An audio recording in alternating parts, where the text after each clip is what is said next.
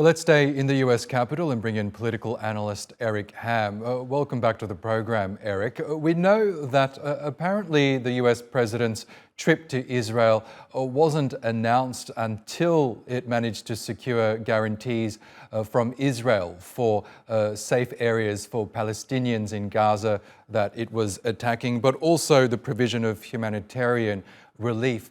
So it sounds like that the humanitarian crisis in Gaza will be on the president's agenda when he does arrive in Israel and Jordan. Is that your understanding as well?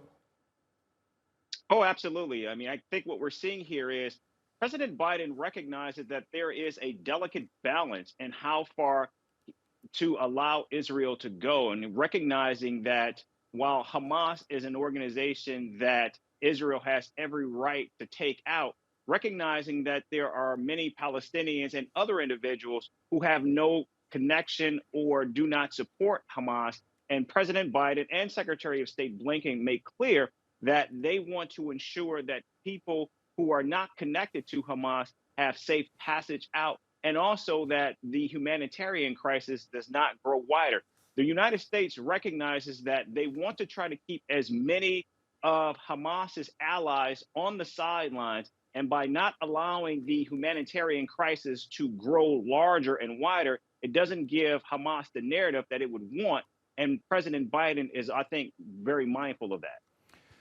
And Joe Biden has been very vocal about his support for Israel's right to defend itself. But meanwhile, we're seeing Palestinians die by the thousands, innocent civilian Palestinians. Do you think that he'll address that issue and the fact that Israeli forces are seemingly targeting these civilians and not limiting their attacks to combatants in Gaza? I believe President Biden has already done that, and I think he is going to continue to do that. And I think when he meets with his counterparts in places like Egypt and Jordan and Oman and possibly Saudi Arabia, I think he'll also make that clear as well. In fact, we saw President Biden when he spoke at the Human Rights Campaign just over the weekend.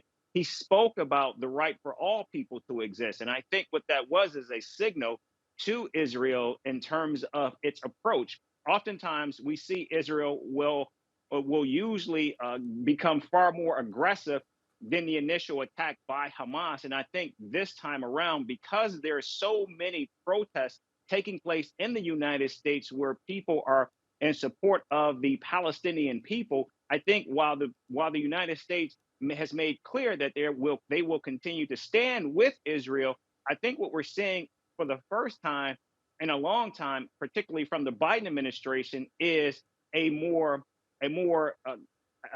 modest approach, or I should say, a more balanced approach, and what they are allowed or what they want to see from Israel in its ongoing offensive.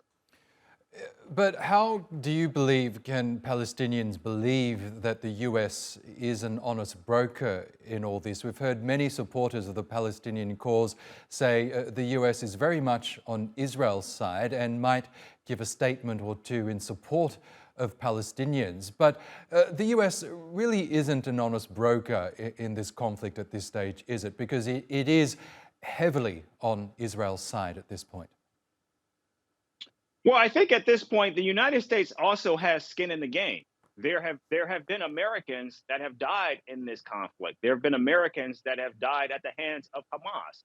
There is the possibility that some of the hostages that are currently being held are Americans, and so the president has to also make clear that any blood spilled by Americans must be avenged. And it's clear that many of these Americans who have been killed were innocent people. They were not seen as warriors. They were seen as civilians. And so the president has to also speak for them, both when he is talking about what Israel's response is, but more importantly, the role that Hamas has played also in fueling this ongoing conflict in the region. Okay, Eric Ham, we'll leave it there for now, but really appreciate your analysis as always. Thanks again for joining us.